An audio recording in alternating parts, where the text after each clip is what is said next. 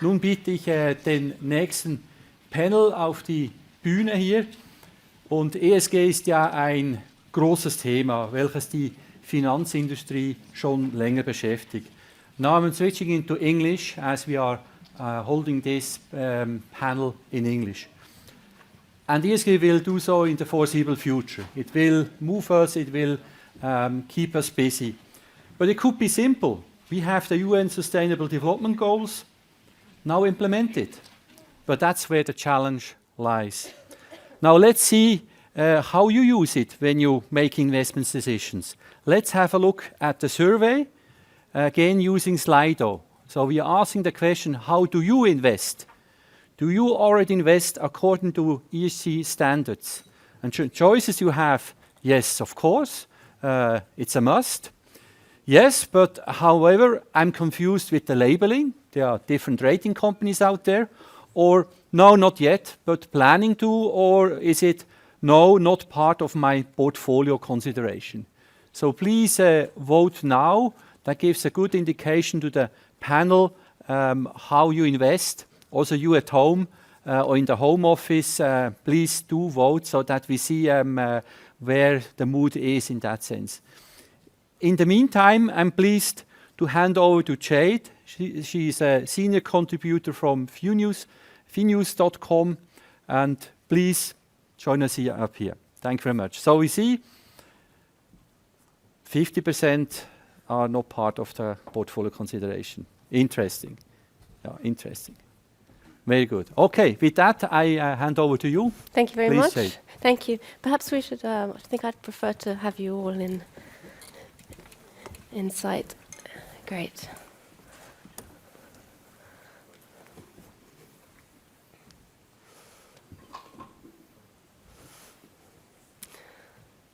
Good morning to you all, and welcome to our panel discussion titled Turbulent Times for ESG Investments, which letter will prevail? Before we get stuck into the topic, please let me introduce my esteemed panelists to you. Let's start with Hector Mcneill. He's been involved in exchange-traded funds since their initiation in the 90s. His first ETF platform, called ETF Securities, came out with the first physical gold ETF. His second business, Boost ETP, was incorporated into Wisdom Tree Europe, which he then co-owned and eventually sold in 2016. Hector later co-founded the ETF platform Han ETF, which offers white-labeled thematic ETFs to financial institutions. Hector is passionate about bringing ESG products to investors. Klaus Hecher heads business development for ETFs and index solutions for... Sorry, I need to start with Thomas. Thomas is in the middle. Thomas Hennauer is Senior Vice President of Business Development for German-speaking Europe at Impact Investment Managers Blue Orchard. Before going into finance, he studied environmental engineering, which means he has seen how the environmental debate has evolved over the past 30 years. Thomas recently completed studies in sustainable finance, allowing him to marry his profession and academic background in his current role as an ESG specialist. Then on my far left, we have Klaus Hecher. He heads business development for ETFs and index solutions for German-speaking Europe at BNP Paribas Asset Management. Klaus started his career at Deutsche Bank, working in equities derivatives sales. He went on to head the structured equity product sales team for Germany and Austria at Bear Stearns, and later moved in a similar role to Natixis corporate and investment bank. In 2008, he first started working with exchange-traded funds at BlackRock, where he headed sales for Germany and Austria at iShares. So good morning to you all. Let me lead into the discussion today with a recent example. This month, S&P removed Tesla from its 500 ESG index, citing a lack of disclosure regarding its low-carbon strategy and business conduct codes, as well as racial discrimination claims and crashes linked to its autopilot vehicles. It seems that although the electric car manufacturer is contributing to reducing emissions with its electric cars, it's not performing well across the whole ESG spectrum. So now my first question is, what does this tell us about where we are in terms of understanding environmental, social and governance criteria in 2022? And could you tell me if S&P made the right decision, Hector? Yeah, I think they probably did. It's pretty clear that there's a degree of subjectivity in ESG measurement, and also it's a movable feast. Certainly over the last 10 years that I've been very aware of it, we've certainly seen it move along to be a lot more defined, a lot more structured. And by definition, companies are going to be changing the nature of their business, which means that they're going to do good and bad things. And I think ESG really is there to hold their feet to the fire and, obviously make sure that their standards not just are of a certain level, but improve. Mm-hmm. And I think that's probably the crux of this, is that Tesla, probably has stood still and has not kept up with that rate of change. And therefore, I think that it's only right that, when they have failings, that's brought to attention. And we all know that Elon Musk is a very controversial character on purpose, I think, most of the time. I think he wants to spend more time on Twitter than he does on some other things in his life. So I think there will be times where he has a departure in the way he thinks about the world versus everybody else. So I think it's only natural something like that happens. And then hopefully the reality is that Tesla improves and then gets re-included in that measurement. So that's really it from my opinion. Thank you. Thomas, what would you say? What does this say about where we stand in terms of understanding ESG? I personally think it's an example that it's not only the product which counts, it's the whole value chain, it's how you run a company, where you get the raw material from, and this all in combination, you as a management has to decide, how to consider that going forward. And obviously at Tesla, everybody is looking at the fancy cars, which are great. I think that's what they did well. They made e-cars common, they made it a hype that everybody wants to buy Tesla, and obviously it helps to go away from the carbon-fueled car. That's a good thing.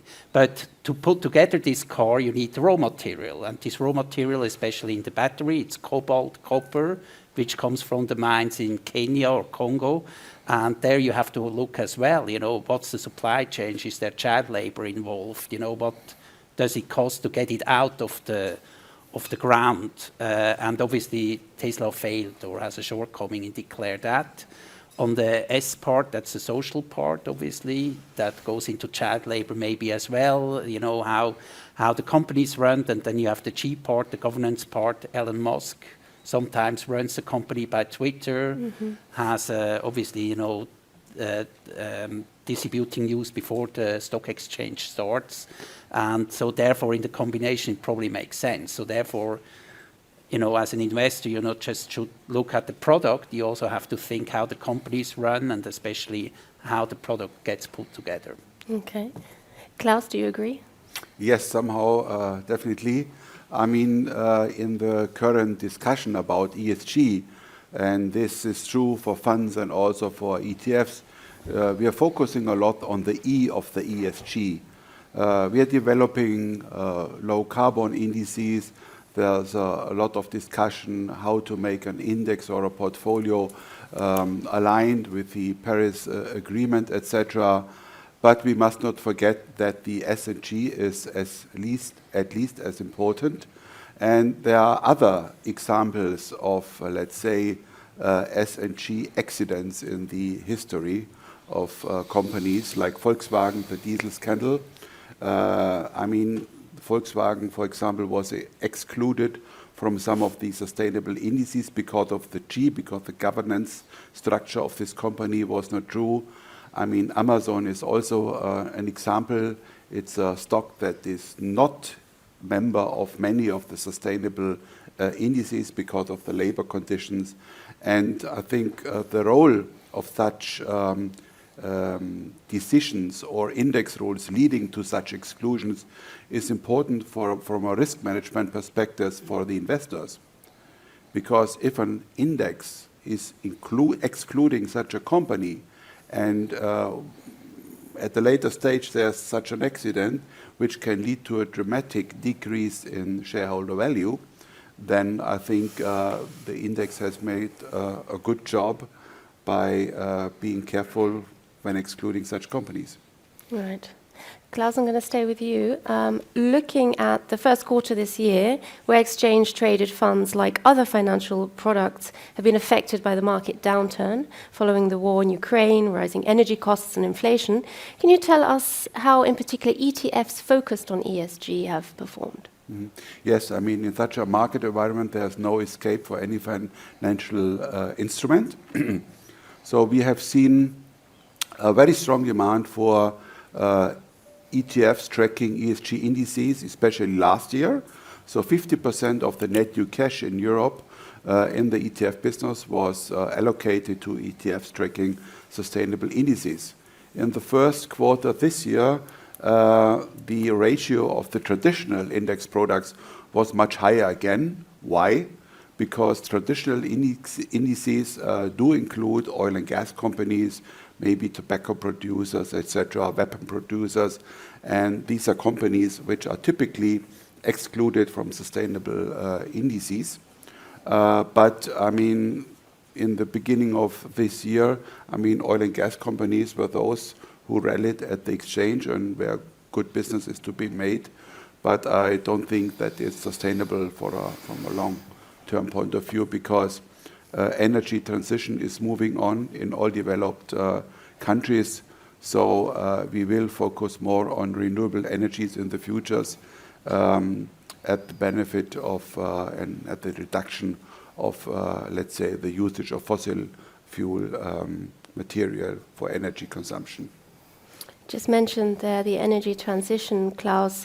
Even Germany briefly discussed extending the operation of its nuclear plants, which are currently being phased out, as a way of gaining independence from Russian energy supplies. Is this a step back when it comes to ESG? Is flexibility necessary, or does not being consistent undermine the movement? Yeah, unfortunately, the discussion about, let's say, extending the usage of nuclear power plants in Germany has not kicked in, so you don't hear anything about it, and I think now it's too late. The last 4 nuclear power plants will run out of service by the end of this year, and there's no attempt for the government to stop this development. I mean, there's a clear path exiting the nuclear power generation. This has been decided 10 years ago by Angela Merkel and her government, and there's no way back. I mean, we may now discuss whether it was prudent or not. Probably it would have been smarter to extend for a few years. But again, I mean, the future lies in wind and solar energy and any other renewable kind of energy. And the road until we will be there will be rough, especially with the current crisis. But Germany has decided to go this way, and there's no escape. Thomas, would you like to add something to this nuclear energy? Only from the Swiss perspective, yes. Because we have similar discussion. As you know, we made the political decision as well to ban nuclear power. I think obviously Switzerland has some advantages. It has Alps. So therefore, the hydropower is very important, and obviously we have to use this hydropower a bit more and deal a bit with this objection we have for the natural organizations. But I think clearly you have the war now in the Ukraine, which clearly showed you have to get independent from fossil, obviously from fossils and from these kind of countries where you can't predict what happens next. And this is rather a boost for the energy transition going forward, I think. Obviously, you have to bridge now because it's you can't do it disruptively, in my view. Otherwise, you have economic disadvantage. Therefore, you need other solutions. You know, more longer nuclear power, maybe coal, for an instant. But in the long term, it shows you have to get independent and produce your own energy. I think that's the best way to go. So therefore, in the mid-long term, the ESG thoughts will prevail if it comes to energy. Yeah, it's a good question. Funny enough, we listed Europe's first uranium miners ETF 2 weeks ago. And we've partnered with a very interesting firm called Sprott in Canada, who have over $1.5 billion in a uranium miners ETF, and they also $3 billion in a physical spot uranium product. I also ran a survey on LinkedIn 2 weeks ago for a similar event to this, and I asked people what the sort of 4 areas of renewable energy they thought was going to be the biggest answer to the problem of fossil fuel migration, and nuclear came out top, which I'm not sure it would have done 6 months ago. And obviously the UK has made a decision to create 8 new plants, but I think it's pretty much down to the comments we've had by the rest of the panelists that it depends on the country really, and depends on the resources they've got. Obviously countries like UK have a lot of wind, and that's not just how Boris Johnson talks, but it's also about the actual generation, the electricity itself. And we've had a big play in this. I mean, we brought Europe's first solar ETF. We brought the first distributed renewable energy ETF. We have a clean energy ETF as well. So we really like this space, generally. But I mean, it's like there's not one size fits all. And nuclear, is actually, as long as it doesn't blow up, it's actually the cleanest out of all the energy sources. And actually, the technology is so much more advanced than it was, say, 50 years ago. Rolls-Royce, for example, is about to create, small mini reactors. So rather than having to build these huge, 20-year plus plants at tens of billions of dollars, we may have smaller versions of that. And obviously they're using the technology they use for submarines and boats today. So I think it's, for all, most of us would probably say that we wouldn't want to live next to a nuclear plant or want to see them out there. I think there's little choice. Irony of the Russian war is that they've probably brought forward many of these decisions for us, from being long-term decisions to being medium-term at the very least. So I think there's generally going to be, nuclear will be part of the mix. It might not suit everybody, but ultimately, I'm a big believer in humanity's ability through technology to make things accessible when needed. And often wars can be, massive catalysts to technology changes. So I think there's a really good place for that. And as I say, based on the poll I did, nuclear I think got just under 50% of the votes compared to wind, hydrogen, and various other renewable energies. So I think it's quite an exciting sector actually. Good. Going back to ETFs, Klaus, as typically passively managed instruments, how can ETFs play a role in the transition to net zero?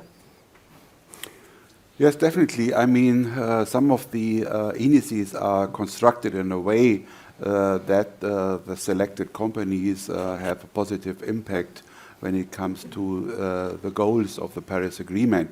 Low carbon ETFs is a good example. And the EU Commission has created 2 types of climate indices, which are called Paris-aligned benchmark, and the smaller brother, I call it, is the climate transition benchmark. And such an index says that 50% of the CO2 emissions have to be cut at the initial date of the index compared to the standard universe. And there's also a transition path of a further reduction of 7% per year embedded in the index rules. And there are some additional exclusions for fossil fuel business activities.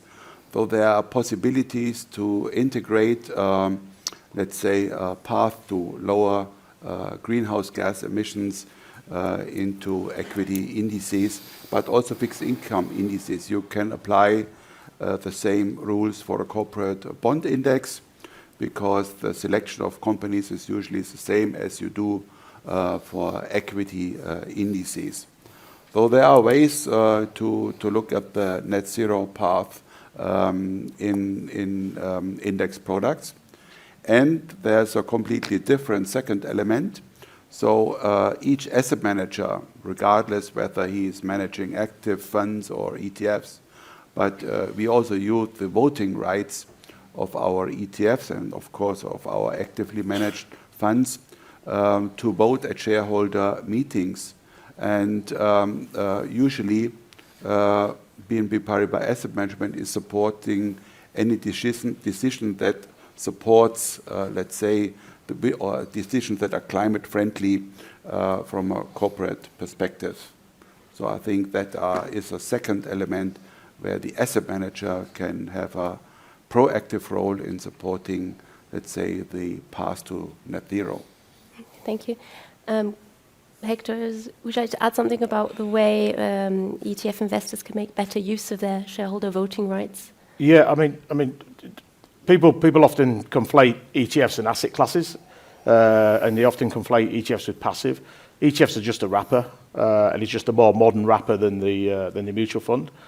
So you can do everything that you do in a mutual fund, you can do in an ETF, you know. And I think there's broader than just voting. I mean, obviously you can do the voting aspects. I think where voting gets really exciting, and I think we're not too far away from it, is where individuals will be able to vote, use their shares, because it's all very well an ETF using the voting rights of the fund en masse, you know, but ultimately, you know, not everybody will agree with the policies and the processes, and there are some grey areas, you know, even when it comes to environmental, you know, decisions. You know, it's not always the right one, as we've just discussed with the uranium and nuclear aspect. But I do think that ETFs generally, you know, have a really interesting place to play, and you have these sort of broad exposures, which we were talking about earlier, you know, Paris aligned, you know, which are really, you know, taking broad benchmarks and you know, providing screens that are important for investors.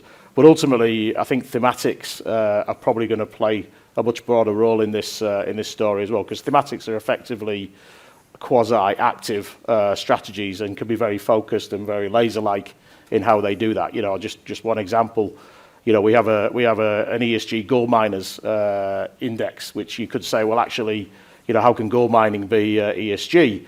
Well, it can't, but it can be better. And ultimately, that's what the index does. It uses Sustainalytics to risk weight by ESG rating every single gold mining company, and then basically the index chooses the top 25 of those companies, and then equal weights to them. And what's really nice about which I think is a real powerful thing about a thematic ETF, is the rebalance. So it rebalances on a quarterly basis. So, you know, this isn't static, as we're talking about with Tesla.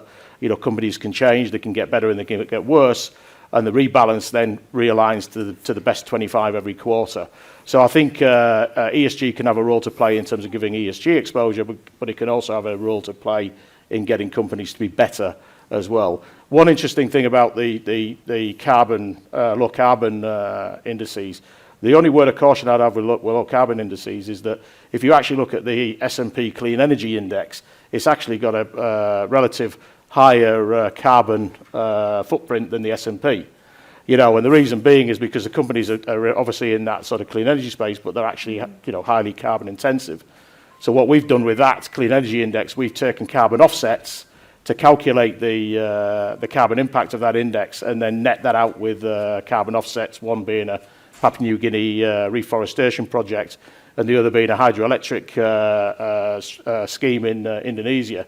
And in that way, you can get, you know, both the ESG element of the index, but actually be aware of what that carbon impact is. And for me, why wait till 2050? You know, if you can do something today, let's do it. You know, and ultimately, as financial professionals, we all hold the key to that because we can vote with our feet. And what amazes me is something like that S&P Clean Energy Index that has carbon offset. You know, we're finding it hard to go up against iShares, INRG, which is the same index, but it doesn't have the carbon offset and it's more expensive. You know, so I think we've got to take collective responsibility, dig into products, understand exactly what they're giving us, and actually, if we're giving advice to end clients or we're trading for our own account, we've got to dig into that and make sure we fully understand what we're doing. And if we can do something better, then let's do it. Good. Let's move on to regulation. Thomas, the Swiss Asset Management Association is planning to release new guidelines later this year after admitting that greenwashing is a problem for Swiss asset managers.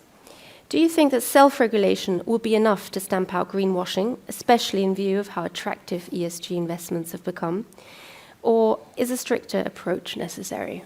I'm more from the corner, political corner, which thinks direct responsibility or individual responsibility is rather better than the government tells you every step of the life. So therefore, I highly appreciate that approach, to be honest. And in the past, in the asset management industry, as you know, the Swiss Asset Management Association always suggested regulations or code of conduct or certain processes, which then had been approved by the FINMA and by the government.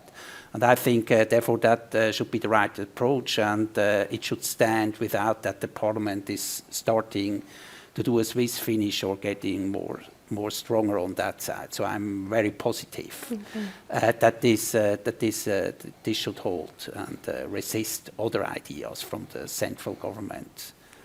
Thank you very much. To increase bureaucracy in our industry. Yes. Talking about UN Sustainable Development Goals there, while Articles 8 and 9 of the European Sustainable Finance Disclosure Regulation aim to create more transparency in investment strategies and prevent greenwashing, are they enough to reach the UN Sustainable Development Goals by 2030, or isn't impact investing the only way we're going to achieve them? Since I'm working for the impact investor, impact investor is the only way to reach SDG, but it comes a bit to the discussion we had before. I mean, impact investing obviously is just a small part of capital which flows in the system, and the idea is to allocate or guide the capital towards, these companies who produce services and products who supports these SDG goals. And coming back to your question, is the EU taxonomy the right way? I think the EU taxonomy, but I'm not the expert, is more looking into climate change. And climate change is just a small part of SDGs, obviously, but the broader part, obviously, is a bit neglected at the moment. So therefore, maybe it should be improved or extended, so it shouldn't be only E focus. SDG has a lot to do with S focus as well, and probably the taxonomy has to get a bit broader into the S focus as well. But clearly, for every investor here in the room, if they really want to support SDGs now, why not allocate some of the portfolio to an impact strategy? Thank you. Talking about the investors in the room, are there any questions at this point? Can we see any on the screens? Okay, so let's have a look. Do you have any named Swiss Green Power share to recommend as a midterm investment? I will direct this at Klaus. Yeah, I mean, the first question is not really something for me. I would like to answer the second question. Okay, that's fine. Does driving the ESG agenda mean sacrificing company returns? Why should we stop buying e-car shares? Well, I mean, the long discussion about the impact of ESG exclusions from an index and the impact on the performance is a discussion that we have for many years. But we did a lot of analysis, and if you compare ESG or SRI indices with the traditional benchmark, it's fair to say that over the last 5 years, there was always a slight advantage for the sustainable index when it comes to performance. In some regions, quite significant, in some regions less.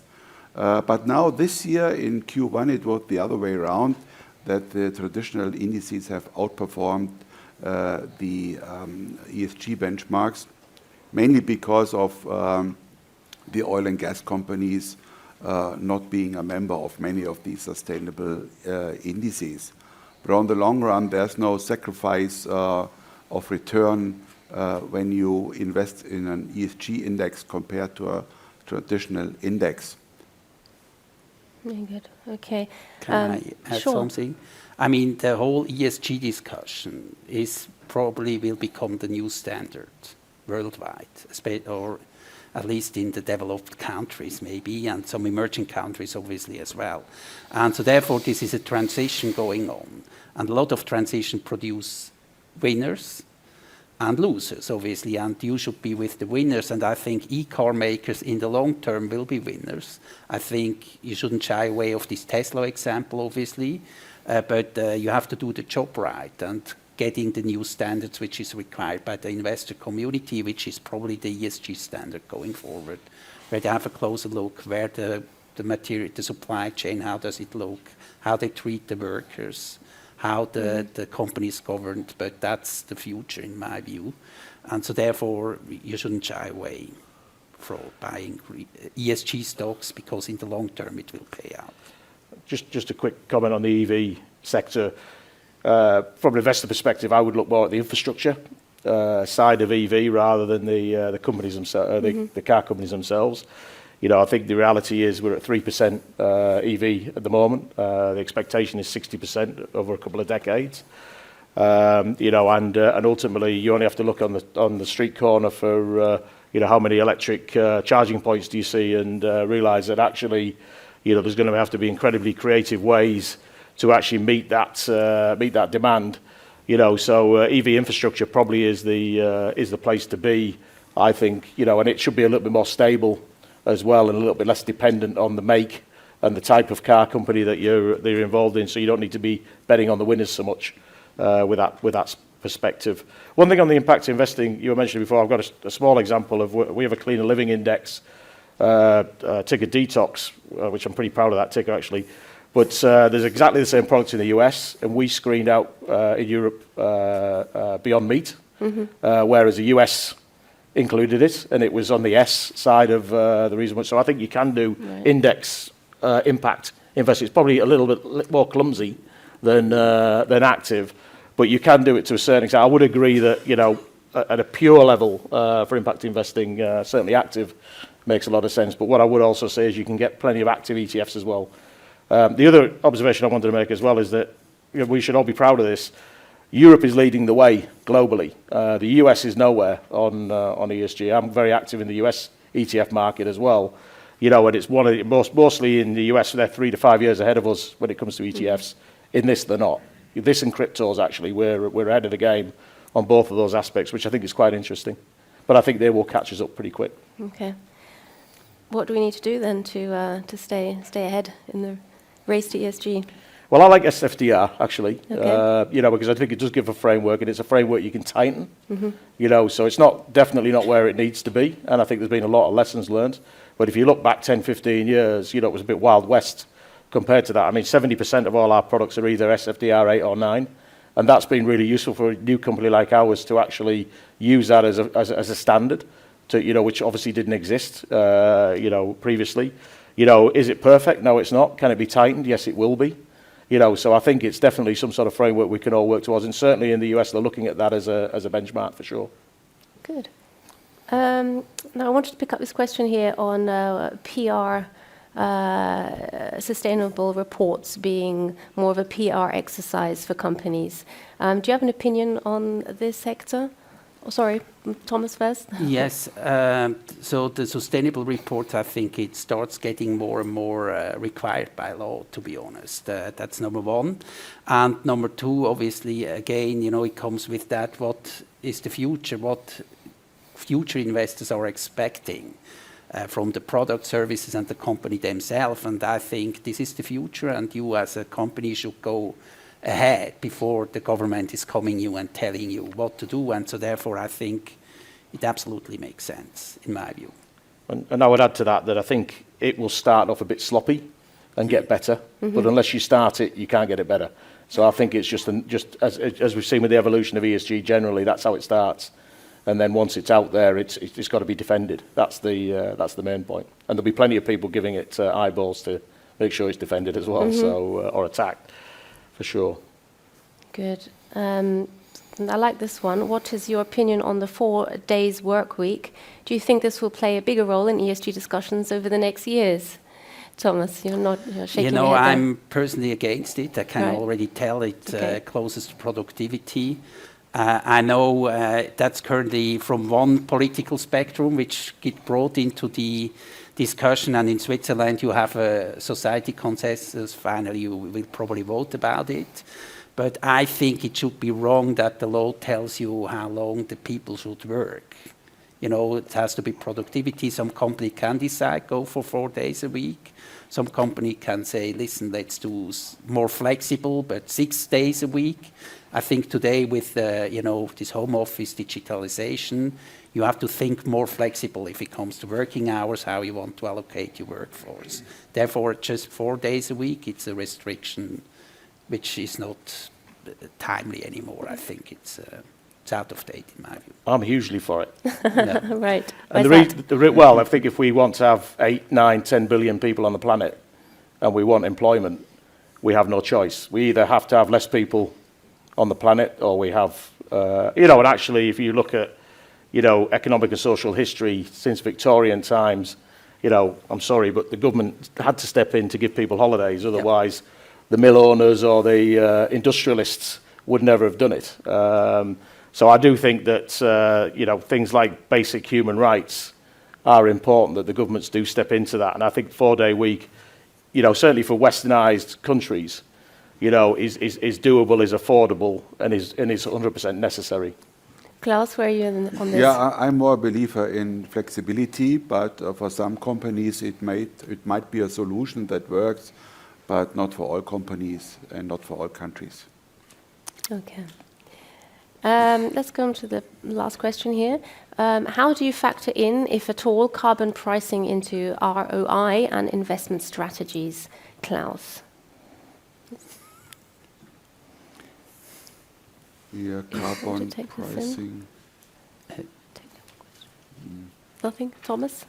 Well, he's probably thinking, carbon pricing Yeah. obviously is a part of the production costs. And if it's increasing, you have to factor in your product, and then it's a question if you pay it or your clients will pay it. That's my interpretation, and as less you're dependent on carbon, as less volatile your product cost is, as better it is, and the higher the return on investments. I don't know if you, sorry. Yeah, we all have now the obligation, not the obligation yet, but we have the ambition to show the carbon footprint of an ETF or of a fund. So that shows already how the companies are doing when it comes to the carbon usage. I think important step is transparency. I think it's a really interesting question, actually. We brought out the world's first physically backed carbon credit, ETP, that actually holds EUAs with the European Union, and we also use carbon offsets. You've got carbon credits, carbon offsets, and I think these are great tools to use, but ultimately you've got to be able to calculate the carbon impact, accurately. And I think what a lot of companies avoid is the logistics side of the calculation of carbon. We're working, going to be working with Hull University to try and find better ways to assess that logistics chain and really look at that impact, because I do think transparency, as just mentioned, and the ability to calculate the carbon impact, but then have the tools like carbon credits and carbon offsets is really, really important, because ultimately you can do something about it, and that's really what I think. I would make a guess or a statement that carbon offsetting in investment management will be as big as currency hedging, within the next 10 years. And I think that's really important for everybody to realise in the room, that your investors are going to ask for that and they're going to want it, because ultimately the tools are available. You can do the analysis to actually calculate it, and they're going to say, well, why the hell aren't you? So they're not, and that's where you don't have to wait for governments and things like that. You don't have to wait for 2050 or Paris aligned, because an investor can do that today. But it will be at a cost. The interesting thing, carbon offsets are more cost-driven. Carbon credits can be cost-driven, but also can be an asset class in its own right. By definition, the EU issues about 2 to 3% less every year, so they actually are squeezing the polluters. I think Audi had to close down for 2 weeks last year because it ran out of emissions credits. I think it's something like 60% of emissions are covered by carbon credits now. So there's a natural squeeze on that market for the very reason they want to make pollution more expensive. So I think there is the tools are there, the analysis is nearly there, and I think it will be a factor that people will have to hedge out the carbon in their portfolios over time. Klaus, I see you nodding there. Yeah, I mean, Agreement? this is, I think the next question is quite interesting. In the USA, the distributed energy generation ETF is delisting. It's a very good question because, I mean, it's the clean energy ETF that had some trouble 2 years ago because the index behind the ETF in the US was quite narrow and had only very small pure players in this index. And when billions of dollars are being invested in such a narrow index being constituted of small cap companies, then the price effect is huge, so the performance is huge, but it's driven by a too high demand. And the problem is then at a certain point of time, the companies that are part of this such an ETF are overvalued. The PE ratio is crazy, and because of the high demand for this ETF, so it was no longer possible to manage the portfolio appropriately. So what the index provider has done, that they have reshuffled the index and made it much broader. But again, this is a good example where the capacity of ETFs comes at its limit. If, let's say, a very narrow thematic consisting of small cap companies is meeting too high demand, then it might be a problem. Hector. I think Henry's laid me up here. Thank you very much. So the US one is delisted, but we actually have the European version. And I think that's a great measure of how the US is behind Europe. So we've got quite a bit of traction in that distributed energy ETF, you know, heat pumps and solar panels and things like that. Whereas the US, it just hasn't got any traction, which is very unusual. You know, that, I mean, the US market's 5 times the size. There's a big retail, you know, footprint in the US markets, where here it's a lot less. But actually, I think the European investor is a bit more sophisticated, you know, so they get the strategy. You know, I mean, I think I read somewhere the other day that Italy's going to be the largest purchaser of heat pumps in the world, simply because its reliance on Russian energy. So I think that that's a great example of you know, where something's been successful here and hasn't quite got the awareness or the traction in the US. Okay, thank you, Henry. I also like the second part of this statement. Anti-ESG ETFs have been filed. I mean, when it comes to ESG ETFs, there are certain rules. And of course, many of these rules, you shy away from carbon-intensive energy productions. You try to avoid producers of armaments, tobacco, etc. But it's not forbidden to invest in such companies. So any investor out there still has the possibility to invest individually in companies which are producers of armaments or tobacco or anything. So ESG is not, let's say, telling you what you have to do. But if you decide to invest in an ESG ETF, you are very likely not to invest in the sectors I just mentioned. Can I ask you, Hector, you just mentioned defense companies there. I mean, ESG, in an ESG fund, you know, should there be defense companies listed in there? It's a really interesting question. We did an emerging market e-commerce ETF, and one of the experts behind it was Mcneill, you know, who wrote The Random Walk Down Wall Street. And he was asked a question about, and he's probably in his 90s now, and, you know, he's been Dean of Wharton and various other things, but he was asked a question by an FT journalist on, you know, what does he think of ESG? And he used the military example. He said, is Lockheed a bad company because it creates missiles that knocks other missiles out the air and saves people's lives?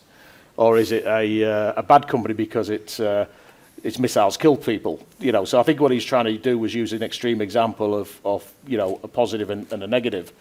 You know, and I think the interesting thing is, you know, I think Klaus is exactly right that investors will be tactical about where they allocate. And quite clearly, you know, what's happened with the Russian war is that the expend on defence is going to rise dramatically, particularly in the high tech sector of that world. I mean, we've got a space ETF, and funny enough, we had no idea, but it's got a big exposure to satellite companies and missile technology. You know, there was a lot of investor interest in that because of that. You know, and where do I feel personally on that? You know, I feel, you know, quite pulled away from that to the point where I hadn't realised that impact. But ultimately, I think Klaus is right about the bad stocks or whatever it is, whether it's and it's obviously energy's something people can't ignore now. I mean, interesting. We did an interesting with gold, where we got physical gold, and we found that sustainable funds couldn't buy gold because it's mined. But actually, we pivoted the gold product to be only using recycled gold. A recycled gold is 99% less carbon intensive than. In fact, the BBC did a great article 2 weeks ago on mining e-waste rather than mining the ground. You know, so and that was then looked at from a sustainable perspective as being more acceptable. We will have plenty of e-waste lying around at home. Exactly, so exactly. With that, I'd like to come to my final question, which is also to answer the question of the title of the panel discussion: which letter will prevail in future? Klaus? All three of them. All three of them. I think so as well. It wouldn't be sustainable if not all three prevails. And I think Hector? I think all three, but obviously things like the Russian war can change the weighting on that quite dramatically. Quite dramatically. So we'll have to see. I mean, if you think about it, I believe we've just been through a period that's almost akin to the Second World War. We just don't know it yet, with COVID and the Russian war. I mean, we're not through it yet, by the way. But I think we'll look back on this as being a remarkable time in history, and the impact on that investment, we don't know what that is yet. But I think that's what will sway which of the ESGs is the most important. Thank you very much. It was a pleasure speaking to you all. I think with that we can go into the coffee break.